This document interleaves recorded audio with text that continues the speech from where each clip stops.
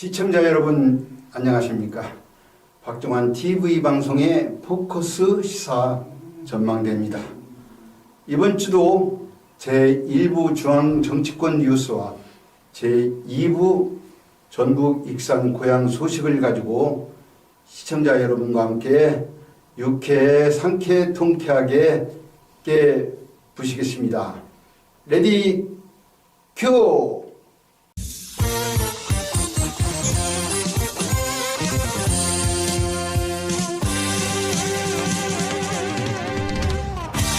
본 방송은 익산 시민통합발전위원회와 배사모, 배산을 사랑하는 모임 후원으로 보내드리고 있습니다.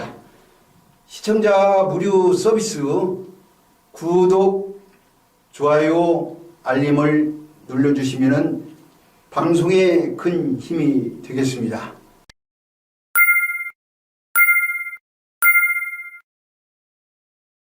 윤호민 대변인님. 네네. 완연한 가을 날씨가 왔어요. 이 동안 지나간다는 말이 네. 있잖아요. 그 설악산에서부터 이 내장산, 제주, 지리산, 제주도까지 이제 단풍이 슬슬 좀 무르익어가고 있습니다. 네. 가을을 만끽하시길 바라면서 중앙 정치권 뜨거운 뉴스 주제 첫 번째 들어가겠습니다.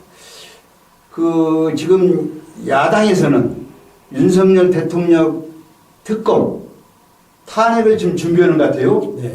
여기에 대해서 윤석열 대통령 특검 탄핵 준비하는 이 시점 어떻게 보십니까? 근데 탄핵이 법리적으로 첫째 네. 맞지가 않고 그러나 이제 야당 숫자 많은 걸 가지고 이렇게 무기를 삼고 계속 밀어붙이려고 하지 않습니까? 상설특검이니 뭐니 그 지금 야당만 참석한 가운데 통과가 됐어요. 네. 이번에는 그러니까 대통령께서 좀 입장 표명이 확실한 입장 표명이 좀 있었으면 좋겠어요. 또한 당 대표하고 갈등 구조도 없애고 그야말로 국민들이 정치를 걱정하느라 이게 국민들을 좀 편하게 좀 해줬으면 좋겠다는 생각이 들어서 국회도 마찬가지고 국민들 마음 좀 편하게 해줬으면 좋겠다는 생각이 듭니다. 네. 법리적으로 탄핵이라는 것이 법리적으로 있을 수 없다고 지금 그렇게 말씀하시는데 사실 그렇습니다만은 전에 박근혜 대통령 탄핵을 보면은 네. 국민들이 이 탄핵이 정말로 국가를 위해서 정말로 정당했던가 그거에 대해서는 유효감을 많이 느껴요. 그렇죠. 제가 보기에도 이 민주당의 일방적인 특검이니 탄핵이니 이걸 부르짖고 있는데 또 그렇다고 해서 또 윤석열 대통령 지금 임기가 5년 중에서 2년 6개월 지금 마라톤으로 말하자면은 반환점을 막 지나서 좀 돌고 있는데 네. 뭔가에 윤석열 정부의 처음에 내걸었던 공정과 상식의 철학이 좀 빈곤하지 않냐. 네. 또는 윤석열 용산 대통령실의 참모들이 좀 부족하지 않냐. 국민들 시각에 볼 때 그래요. 그런 면도 있고 또 김건희 여사의 활동이 국민들의 정서에 보기에는 좀 거부감을 느낀다. 그런 얘기도 있습니다. 네. 그래서 이번 찰나에 윤석열 대통령실에서도 뭔가에 국민들이 맞는 정서적인 뭔가의 정책이나 그런 담화가 나와야 주겠고 또 대통령실에 대통령 연구인 부속실 있지 않습니까? 제2부속실 그걸 빨리 좀 만들어서 체계적인 대통령 부인의 활동 범위 안에서 대통령 부속실 제2부속실에서 그걸 좀 했으면 좋겠다는 생각도 들어가고 또 문재인 정부 때 실시하지 못한 대통령실의 감찰관 제도가 있어요. 감찰관 제도라는 건 뭐냐면은 대통령실의 고급 참모들의 일거일동을 관찰해서 보고는 법적으로 그런 제도가 있는데 그걸 문재인 정부 때 안 만들었어요. 윤석열 대통령 때도 만든다고 했는데 아직까지 안 만들었어요. 그런 것들을 만들어서 그 공식적인 라인에서 움직일 수도. 그 지금 뉴스 보면은 온통 그 명태균이라고 이런 여론조사 하는 사람의 그 장난에 그 지금 얼마나 지금 놀아나고 있습니까? 그 말 한마디가 이렇게 그냥 오락가락 할 정도로 그냥 휩쓸리고 있는데 또 사실 윤 대통령보다도 오히려 김건희 여사 뉴스에 더 나오는 것 같아요. 네, 그게 이제 앞으로의 체계를 그 연구인 부속실 만드는 문제에 네. 그걸 이제 만들어서 활동을 그 범위 안에서 했으면 좋겠다는 네. 생각이 들어가고요. 네.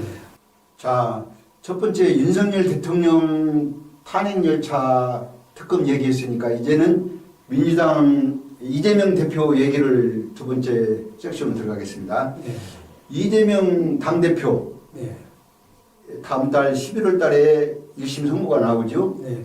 그 사법 리스크를 가지고 네. 어떤 분들은 법정 구속을 시켜라 이렇게 말하는 분도 있어요. 네. 여기에 대해서 어떻게 보십니까? 법정 구속 시키라고 해서 시켜지는 것도 아니고 네. 법리적으로 따라서 순서에 따라서 진행될 것이고 근데 어느 대학 교수이면서 병원에서 원장으로서 무보수로 봉사하면서 하신 말씀이 가슴에 닿아서 좀 소개를 할까 합니다 지금. 네, 그 내용이 어떤 내용입니까? 그 첫째는 나 같은 놈도 당선되는 것에 놀랬고 네. 또 나같이 죄가 많은 사람도 당선이 되고 네. 또 그럼에도 불구하고 이런 놈들이 다음에 또 당선된다는 것에 놀래고 나라가 또한 그런데도 불구하고 그럭저럭 돌아가는 것 보면 또 희한하고 그 이제 대한민국은 과연 어딜 갈 것인가 네. 심히 걱정이 되고 이번 4.10 총선을 보면서 쌍욕을 해도 전과 잡범 수준이 되어도 또 여성 비하, 거짓말, 사기, 윤리, 도덕에 심각한 흠결이 있어도 그를 보고 지지하는 걸 보면은 대한민국 윤리와 도덕이 심각하게 무너지고 있음을 반증하는 것이다 이렇게 생각하고 있고요. 네. 전국 보궐선거 그야말로 이거 문제가 되고 있는데 그래서 이 문제를 어떻게 해결할 것인가 과연 다수의 국민들은 그 투표를 주었던 사람들 그 사람은 양심에 어떻게 호소를 좀 해봤으면 그런 생각입니다. 네. 지금 우리 그 윤학명 대변인께서 이재명 민주당 당대표에 대해서 좀 벗어난 지금 얘기를 하셨는데 저는 그렇습니다. 이재명 민주당 당대표는 특권이 아니에요. 예. 예? 대통령이 됐든 당대표가 됐든 특권을 누릴 수가 없습니다.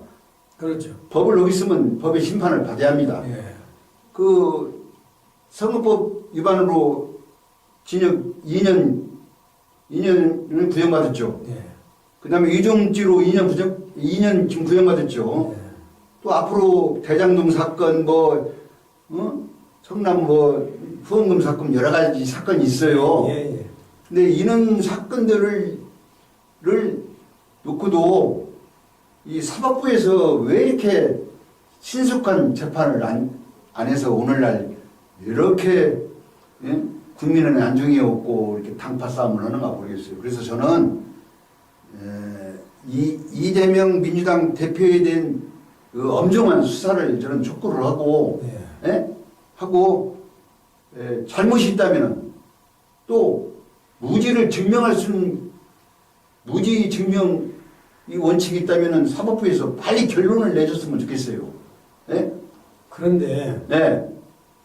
그 15가지 범죄 사실을 법정에서는 인정하다가도 나와서는 조작이니 변명이니 정치 탄압이니 이렇게 지금 죄를 덮어버리는 자들이 국민이 대표라고 소위하는 지금 국회의원들, 당대표부터 이거 대한민국이 무슨 해적선입니까?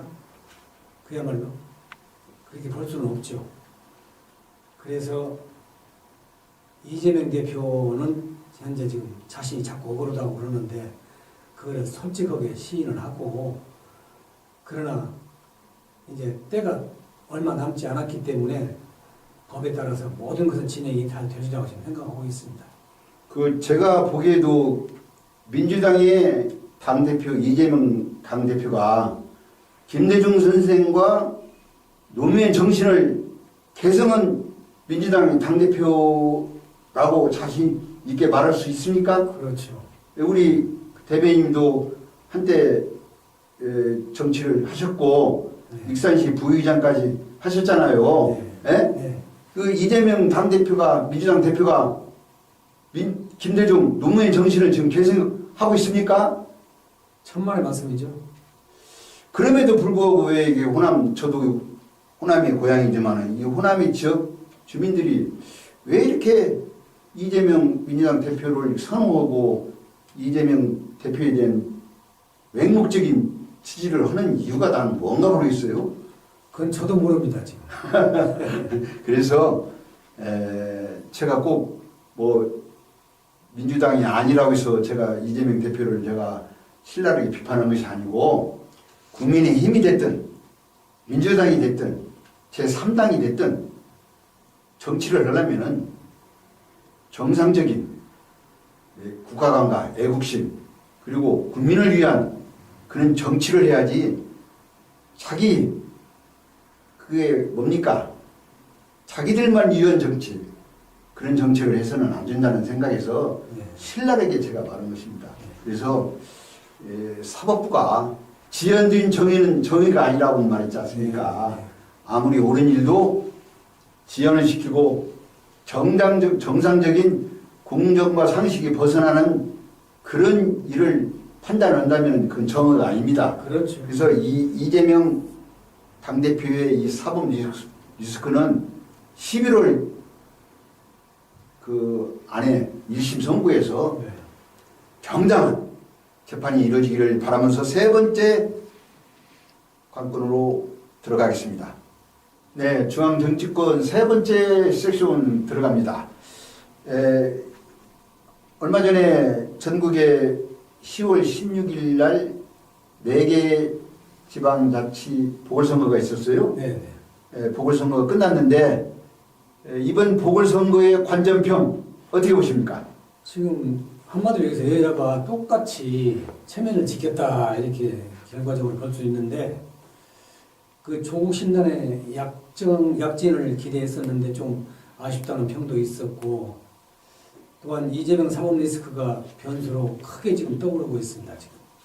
그래서 벌써 영광에서는 말이죠. 무슨 네. 얘기가 있냐면은 영광에서는 또 보궐선거 해야 할 것 같다고 그런 소리가 나옵니다. 그 얘기는 선거법 위반을 분명히 해서 이제 소송이 이제 되면은, 제가 엊그제요. 네.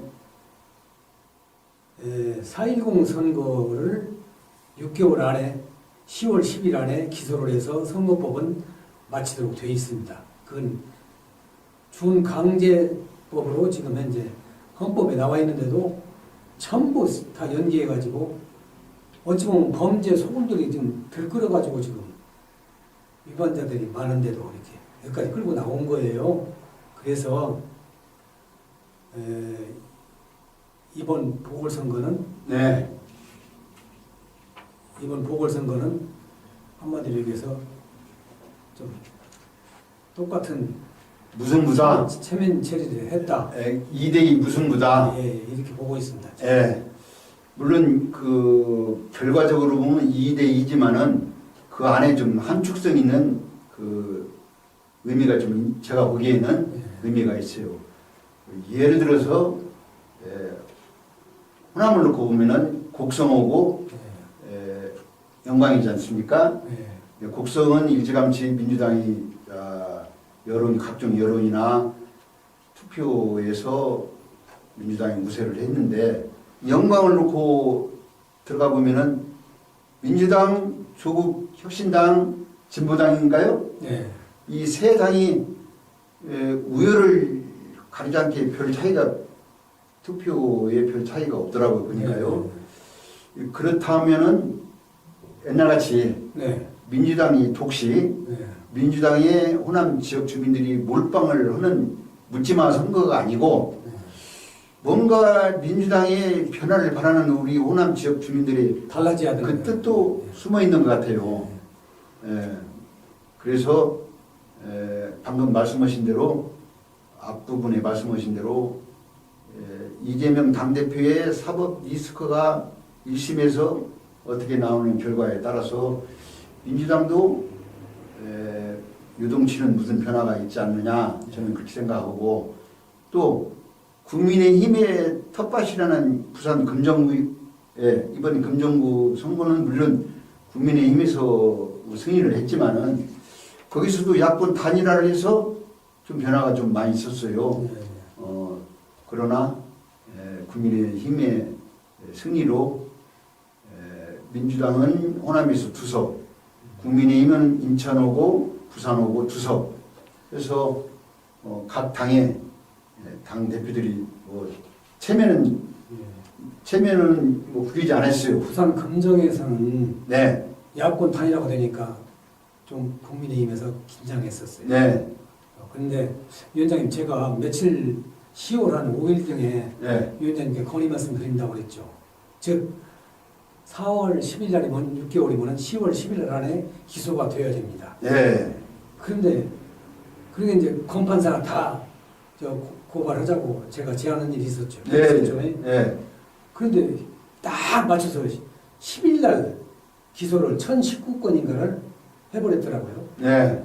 그게 우연일치인가 이것이? 아니 그것은 이제 그 법정 그 기한 내에 기소를 할 것인가 불기소를 할 것인가 결정을 해야 하니까 그렇게 된 건데 그럼에도 불구하고 지금 뭐 임기를 다 마칠 때까지 재판을 지연시키는 것이 많이 있어요. 있는데 그 아까 뭐 전반부에도 이렇게 말씀드렸으니까 하여튼 이번 그 보궐선거를 또 보고 제가 하나 특이하게 느낀 것은 민주당 그렇다 치고 이 국민의힘에서 한동훈 당대표의 앞으로의 향방 네.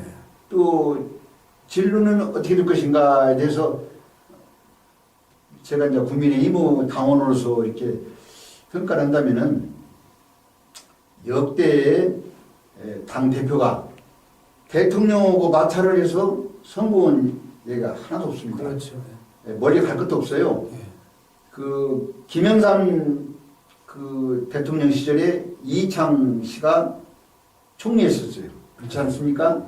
총리에서 대통령 후보로 나중에 올라가니 김영삼 대통령을 얼마나 그냥 사사건건 대결해가지고 이창 씨가 대통령 못했어요. 네. 예, 그렇지 않습니까? 무시했었지. 예, 그렇지. 노무현 대통령 때 천신정이라고 해갖고 정동영, 뭐 천정배, 뭐 신기남인가 그 세 사람이 막 노무현 대통령을 비토를 해가지고 당이 깨져가지고 정권 재창조를 못했어요. 네.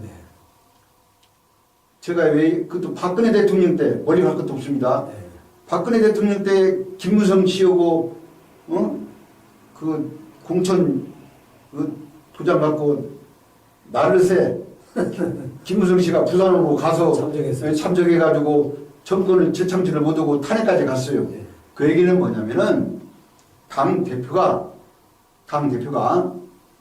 대통령하고 마찰해서 성공한 케이스가 별로 없습니다. 네. 그래서 그 한동훈 이 당 대표는 국민들이 당 대표를 지난 4월 총선에서 참패했음에도 불구하고 당 대표를 다시 세운 것은 이 당을 개혁을 하고 또 이 윤석열 대통령과 협력해서 네. 좋은 정책으로 다시 한번 기회를 준 것이지 네. 대통령하고 싸우라고 기회 준 건 아니에요. 네. 왜 안 그렇습니까? 그렇죠. 그래서 이 최근에 그 한동훈 대표의 그 워딩을 보면은 꼭 야당 대표가 하는 것 같이 전투적인 그런 얘기를 해요. 그래서 지금 다음 주 초에 선거 끝나고 다음 주 초에 윤석열 대통령하고 한동훈 당대표고 뭐 단독이니 면담이니 뭐 말이 많은 그 서로의 미팅이 있는데 여기에서 좀 더 윤석열 대통령은 그 국민을 위한 거국적인 대통령 아닙니까? 또 당대표는 집권당 대표이니까 서로 허심탄회하게 국민을 위한 좋은 정책, 국민을 안심시키는 그런 뭔가의 모멘텀이 됐으면 좋겠다는 그런 생각이 그래서 들어요. 성공적인 독대가 돼야 돼요. 네. 근데 저는 좀 불안한 감도 있어요. 이것이 또 뭐 잘못될까. 집권당이 흔들리면 국민이 불안합니다. 그렇죠. 불안은. 네. 집권당이 흔들리면은 또 야당은 건전한 야당이 돼야 하고 비판하는 야당이 비판만 하고 발목 잡는 야당이 아니고 건전한 야당. 네. 지금 북한은 지금 김정은은 지금 완전히 폐쇄하지 않습니까?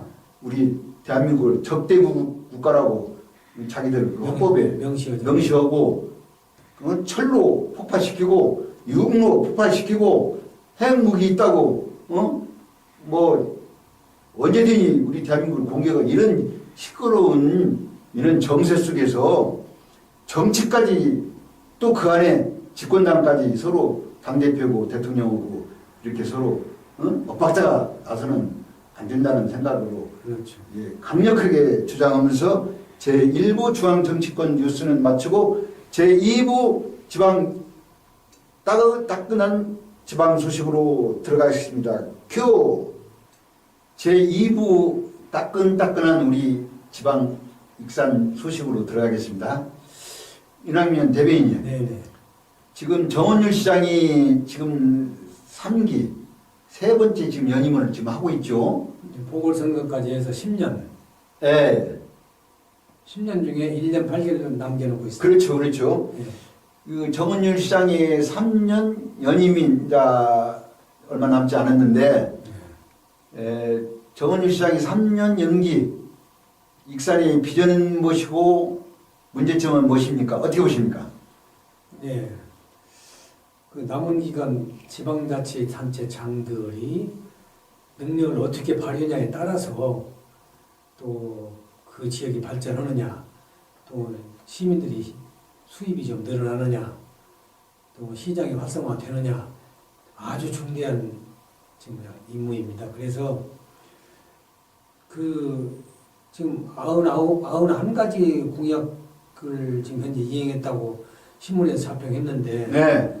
거기에 연연하지 마시고 좀 더 능력을 더 발휘해가지고 이번에 그 우리 익산시가 그럼 인구 유출도 막아지고 또 관광 벨트화 해가지고 관광 수입도 늘어나고 이런 활성화 있는 생기 있는 익산으로 발돋움했으면 하는 것입니다. 그 아까 해는 지고 갈 길은 멀다. 네. 정원율 시장 제가 얘기하지 않습니까?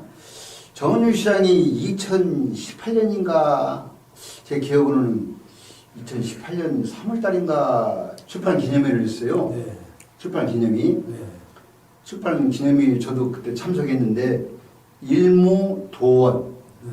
그 타이틀을 크게 일무도원이라고 써놓고 출판 기념회 하면서 그 뭐라고 할까 사유자하고 이렇게 뭐라고 할까 이렇게 대화를 하더라고요. 거기서 내가 지켜봤는데 일무도원 해는 저물고 갈 길은 멀다. 할 일은 많은데 날이 저물어 점점 쇠약해지는 그 석양을 보고 좀 아쉬워한다는 것이 실적으로 얘기하면 네. 해는 서산해지고 그게 이제 일무도원이라고 하거든요. 지금 정은율 시장이 임기가 지금 얼마 지금 남지 않았습니까? 8개월 네. 그 정은율 시장이 지난번에 몇 년 전에 출판 기념회에 말한 대로 일무도원 해는 저물고 갈 길은 멀고 할 일은 많은데 그런 지금 처지에 지금 처해 있어요. 네. 네. 네. 지금 그 윤학연 대변인이 지금 좋은 말씀만 지금 하셨는데, 제가 그 그 정은효 시장의 그 임기 동안을 이렇게 지켜보면은 뭔가는 지금 하려고 노력은 많이 했어요. 예? 노력은 많이 했는데 위원장님 뭐 확실한 그 정은효 시장의 치적 이런 건 좀 소개 좀 해주세요 그럼. 아 예. 정은효 시장이 그 임기 동안에 무엇을 했나 예. 저보도 치적을 좀 예. 말해달라고 하는 거예요. 예. 그 정은효 시장은 그 시민들이 그래요. 열심히 하기는 했는데 뭘 했는가는 모르겠다고. 네? 잡힌 게 없다 이거요? 네. 이제 예를 들자면은 머리 갈 것도 없어요. 조한용 시장은 상당히 이분이 미국에서 살고 계시다가 이 익산에 오셔갖고 그럼에도 불구하고 그 익산 시민들하고 소통을 좀 많이 했어요. 그렇죠. 그래서 중앙체육공원, 네. 중앙체육공원도 제가 알기로는 조한용 시장 때 지적이더라고요. 네. 그래서 체육공원 앞에 가면은 조한용 시장이 그 동상이 있더라고요. 네. 그걸 참 감명 깊게 봤는데 중앙체육공원, 그 다음에 웅포에서 부여 양화면으로 가는 웅포대교, 네. 웅포대교, 예? 네. 그 웅포대교에 대해서 얘기를 하자면 길어요. 그렇죠. 제가 익산 백제문화권을 포함시켰기 때문에 그 예산 나온 거예요. 네. 그렇지만 하여튼 조한용 시장 때 웅포대교가 하여튼 완성됐어요. 네. 됐고 또 이한수 시장 때는 하나로 거리 알죠? 네. 익산에서 하나로 도로. 예, 하나로 도로 거기를 개발했고 또 농공단지, 네. 예? 농공단지를 만들어서 만들었고 또 정은효 시장은 뭐 특별히 뭘 이렇게 치적으로 내세우고 있다. 아 신청사 이번에 네. 이제 신청사 오픈을 그렇죠. 이제 이번에 신청사 오픈했는데 그 신청사도 같은 민주당의 박철원 시의원인가요? 네. 그 박철원 시의원이 신청사를 처음에 시민의 혈세가 아니고 LH하고 그 국비 이런 돈으로 신청사를 짓겠다 했는데 나중에 보니까 온통 익산 시민의 돈으로 만들었다 이렇게 또 네. 이의를 또 제기했더라고요. 네. 하여튼 그러나 저러나 그런 것을 보면은 뭐 확실하게 뭘 이렇게 했다 하는 소리는 이렇게 내놓고 지적을 말할 수는 없어요. 네. 노력은 많이 한 것 같은데 그래서 앞으로 익산시장이 누가 되든 간에 행정만 알아서는 시장은 행정만 알아서는 안 됩니다. 그렇죠. 예? 대변인도 그 지방자치 부의장으로 일을 하셨지만은 행정은 일선 행정은 국장급에서 맡기고 시장은 행정도 알아야 하고 정치도 알아야 하고 창의력도 있어야 합니다. 그렇죠. 예? 그 우리가 한 사람이 창의력이 10만 명을 먹여 살 수 있는 그런 창의력이 있는가 하면은 그렇죠. 한 사람의 잘못된 판단이 전체 시를 폭망하게 하는 것도 그렇죠. 많이 봅니다. 꼭 익산을 제가 말한 것은 아니지만은 네. 그렇다면은 차기 익산시장은 행정과 창의력과 또 추진력 네. 그런 것들이 정치력 그런 것들을 다 아울러서 할 수 있는 시장이 나와야겠다고 저는 그렇게 생각이 들어갑니다. 중앙정 집권하고 연계를 잘해서 그렇죠. 예산 확보가 가장 중요하다고 보고요. 그렇죠. 예. 이 우물 안에 개구리가 돼서는 안 되거든요. 네. 아, 시장이 중앙 정치권을 부단히 올라가서 중앙 정치권에 또 중앙에 큰 기업들 있지 않습니까? 그렇죠. 예? 팔을 걷어붙이고 익산시에 투자를 한다면은 인허가 문제는 물론이요. 세제 혜택 또 그 나머지 기업에서 투자할 수 있는 인센티브를 줄 테니 투자해 주시오. 네. 이렇게 매달리면 됩니다. 그렇죠. 예? 왜 그걸 못하나 모르겠어요. 네. 심지어 저희들이 제안한 무슨 몇 가지 일도 제대로 듣는 둥 맞는 둥딴 정신이 있는 것 같아요. 딴 정신이.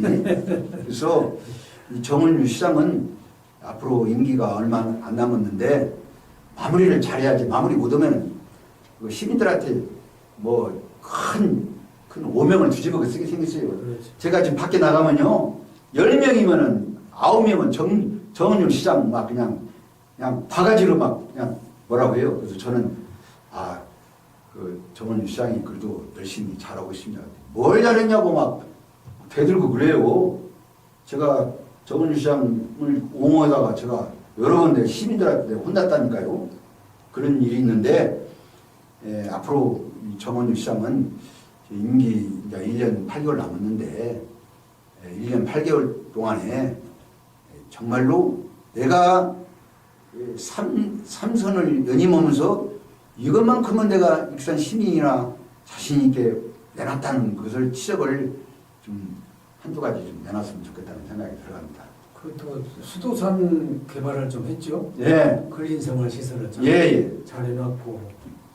근데 정 시장이 추진력이 좀 없다고 보는 사람들도 있지만 또 안전하게 가는 건 또 일각이 또 있어요. 그래서 이 정 시장님을 너무나 과소평가해도 안 되고 또 잘한 건 잘했다고 해야 되고 그러는데 여튼 현재 중앙정치권하고는 좀 연결이 잘 돼서 예산 확보는 좀 잘 되는 것 같아요. 지금 수도공원 얘기를 했는데, 네. 지금 수도공원, 팔봉공원, 또 몇 개 배산공원, 몇 개의 일몰제로 해서 개발을 지금 했지 않습니까? 네. 그래서 지금 익산시 아파트가 많이 지금 들어서고 있는데, 다른 데는 몰라도 이 수도산 그 개발은 저는 잘못됐다고 봐요. 수도산은 익산의 시민들의 쉼터고 허파 같은 곳인데 거기까지 아파트를 줘서 아파트 남발이 돼서 한 것은 저는 잘못됐다고, 시민들이 그래요. 앞으로 시민들. 정 시장의 리스크가 네. 아파트를 너무나도 많이 난립을 짓게 해서 인허가 내줘가지고 짓게 해서 이 포화 상태가 지금 이루어지지 않겠느냐. 그래서 시장에 역반응을 지금 일으키고 있다고 생각하고 있거든요.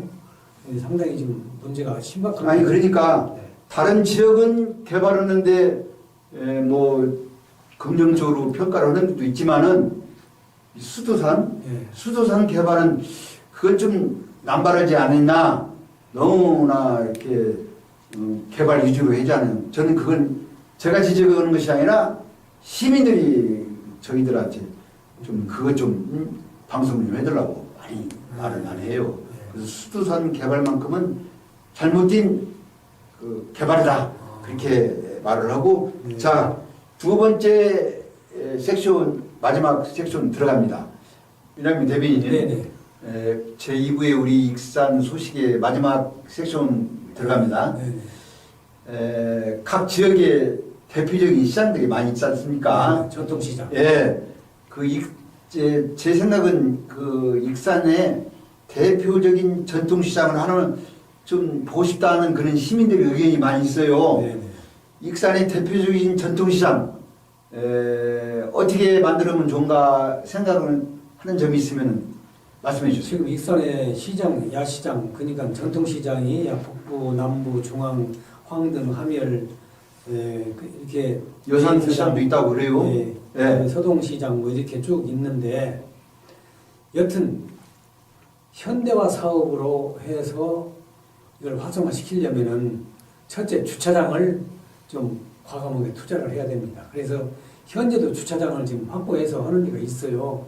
그래서 아주 합리적으로 잘 운영하고 있는데, 그래서 이 현대 시장을 좀 만들어서 주차장도 활성화되고 시장도 활성화되고, 또 거기다가 정책으로는 시장이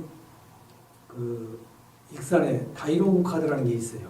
그래서 그 카드를 발행해서 상당한 지금 효과를 좀 거두고 있다고 생각하는데, 이게 지금 우리 익산의 전통시장은 좀 전국에서도 좀 규모가 상당히 큰 편으로 들어가고 있어요. 그래서 지금 앞으로 기대를 좀 그렇게 하는데, 일단 익산 시장이 좀 더 분발했으면 좋겠다, 이런 생각이 듭니다. 네. 얼마 전에 제가 익산 문화원장 이재우 문화원장하고 중앙시장의 국장, 매일시장의 회장을 네. 한번 이렇게 만나서 이렇게 대화를 한번 한 일이 있어요. 네. 그래서 이 시민들이나 저희들 생각에 전국에 보면은 그 내놓으라는 특색 있는 시장들이 많이 있어요. 예를 들어서 서울 같은 데는 풍물시장이라고 있습니다. 그 다음에 인천은 신포 국제시장이라는 것도 있고, 경기도는 수원의 로데오 시장, 네. 강원 속초의 관광수산시장, 충북 단양의 구경시장, 네. 경북 안동의 구시장 연합, 대구의 서문시장 네. 있지 않습니까? 제일 크죠. 대통령 후보들 꼭 서문시장 꼭 가요. 광주의 양동 전통시장, 부산에 또 국제시장 있지 않습니까? 이런 그런 전국적인 시장같이 한때는 우리 이리 익산의 북부시장이 전국 시장에 유명한 시장이 된 일이 있었어요. 네. 네. 그리고 이 시장을 놓고 보면은 역세권을 놓고 보면은 익산역에서 걸어서 자동차가 아니고 걸어서 5분 안에 갈 수 있는 곳이 중앙시장하고 매시장, 소동시장이에요. 네. 그렇지 않습니까? 네. 걸어서 5분 안에 갈 수 있는 거리라는 건 뭐냐면은 이 익산은 사통팔달, 목포, 군산, 서울, 새망 철도까지 이제 곧 나옵니다.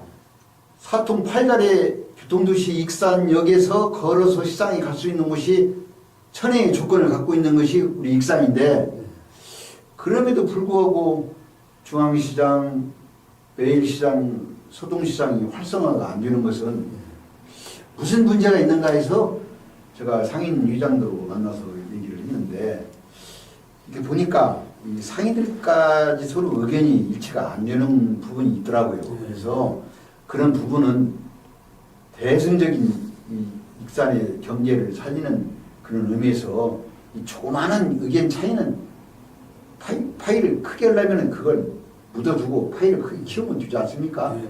예를 들자면은 무슨 일을 국비를 받아오고 원일을 하는데 예산이 1억을 받아왔다면 파이를 키우면은 10억을 받아올 수 있고 100억을 받아올 수 있어요. 네.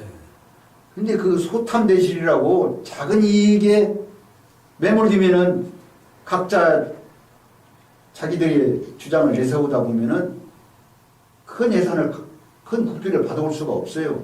그래서 이 중앙시장이나 매시장이나 소동시장, 특히 이 세 시장은 우리 익산의 대표적인 역전에서 익산역에서 5분 거리이기 때문에 특색 있게, 매시장은 매시장이 나름대로 특색을 살리고, 중앙시장은 전통 중앙시장은 중앙시장의 특색, 또 서동시장은 또 서동시장 전통시장으로 또 특색을 살려서 전국적인 관광객들이 익산역에 와서 5분 거리 안에서 가까운 거리에서 쇼핑도 하고 문화 행사도 보고 또 이벤트 행사도 참여하고, 서동시장 같은 경우는 우리 서동선화 야화도 있지 않습니까? 서동선화의 젊은 청춘 남녀의 러브스토리, 그런 공연장도 만들어서 결혼할 세대에, 사랑하는 여인 세대에 오면은 기념 포토 사진도 찍어주고 커플링도 뭐 참 기념으로 제공해주고, 그렇게 해서 전국적인 특색 있는 시장, 그리고 야시장도 만들 수 있어요.